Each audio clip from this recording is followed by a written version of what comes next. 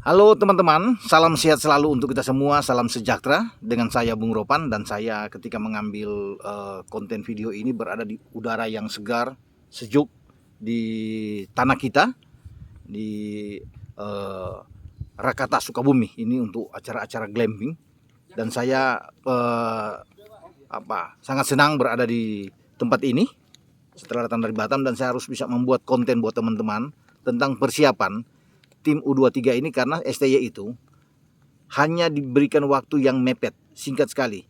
Di antara dua event U23, AFF U23 yang akan berlangsung di Thailand, di mana kita tahu bersama bahwa di Thailand itu akan berlangsung pada tanggal 17 sampai 26 Agustus yang akan datang. Kita di grup B bersama dengan Malaysia dan Timur Leste.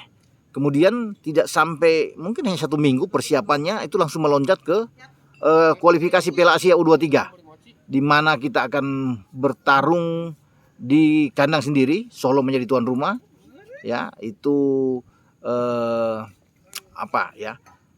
Stadion Manahan Solo ini, di mana kita ada di grup K antara Turkmenistan dan Cina Taipei lawan kita. Kita akan bermain lebih awal dengan Cina Taipei atau Taiwan, kemudian dengan Turkmenistan.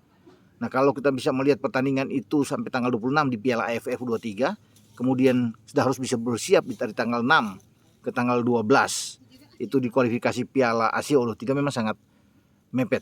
Tentunya pemain-pemain yang tampil di AFF ini harus dipikirkan matang oleh STY. Jangan sampai nanti mereka itu, kalau yang mereka akan ambil semua atau STY akan ambil semua menuju ke Piala kualifikasi Asia U23, jangan sampai cedera.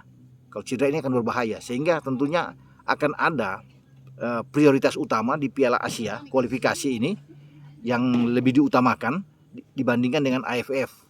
Ya, kalau misalnya seperti Marcelino harus tampil di Piala AFF kemudian cedera, akan berbahaya, dan klubnya juga mungkin tidak akan mengizinkan, ya, kalau mereka tampil di Piala AFF. Kalau Piala kualifikasi Piala Asia mungkin bisa Marcelino bisa bermain, ya, termasuk mungkin dengan Ivar Jenner atau Rafael Struijk yang akan dimainkan oleh STY. Nah, nama-nama pemain yang akan tampil di AFF itu bisa aja, ya mungkin kalau bisa Fajar Fatur Rahman, ya mungkin Ananda Raihan yang akan masuk, Beckham Putra, Haikal, bisa saja kalau pemain-pemain yang diandalkan seperti Muhammad Ferrari bisa ikut di sana. Rio Fahmi, penjaga gawang juga oke lah. Kalau bisa diandalkan Hernando Ari bisa tampil, masih bisa.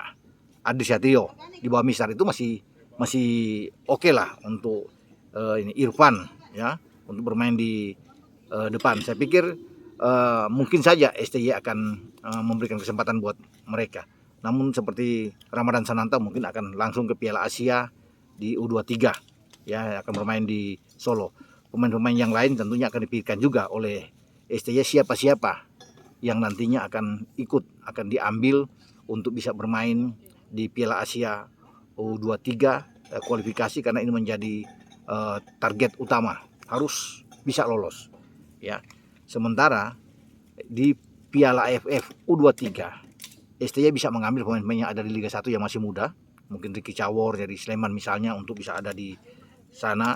Ada pemain-pemain lainnya juga yang dari U22 yang sukses juga, yang tampil di Kamboja sebagian, ya, itu bisa diandalkan juga untuk bisa tampil. Atau pemain-pemain yang tidak ikut di Piala Dunia U20 misalnya yang dipersiapkan, ya, Hoki Caraka dan kawan-kawan juga bisa diambil oleh STY untuk bermain di AFF, ya.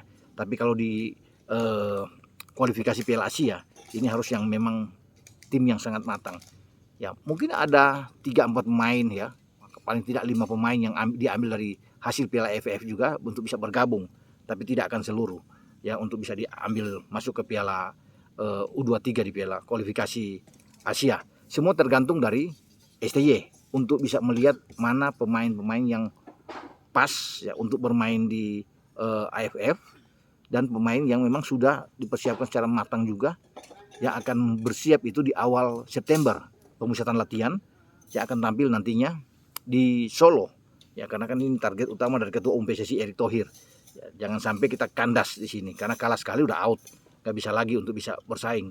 Juara-juara grup di 10 grup itu, di 11 grup itu langsung maju, ya, ke babak selanjutnya. Nanti akan ada 4 tim yang terbaik, ya, di runner up ini akan mengikuti untuk lolos, di samping tuan rumah Qatar yang ikut ambil bagian, otomatis bisa lolos. Sehingga menurut saya STY itu akan lebih fokus prioritas untuk tampil di Piala Asia untuk kualifikasi nanti U23, karena ini momen yang tidak bisa dilewatkan mumpung kita menjadi tuan rumah penyelenggara.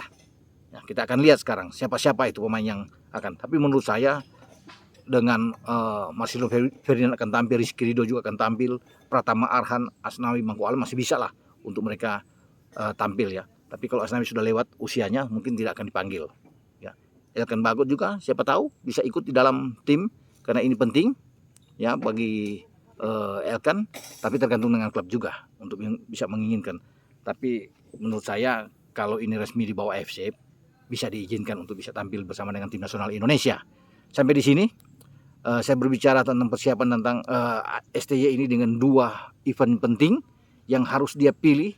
Ya, saya sudah bilang bahwa prioritas ada di U23 kualifikasi Piala Asia. Sementara sasaran antaranya ya kalau gagal pun Piala AFF tidak masalah, karena Erik pun sebagai ketua umum tidak merencanakan harus bisa juara di Piala AFF. Ya bermain aja sebaik mungkin ya untuk tim asuhan STY ini.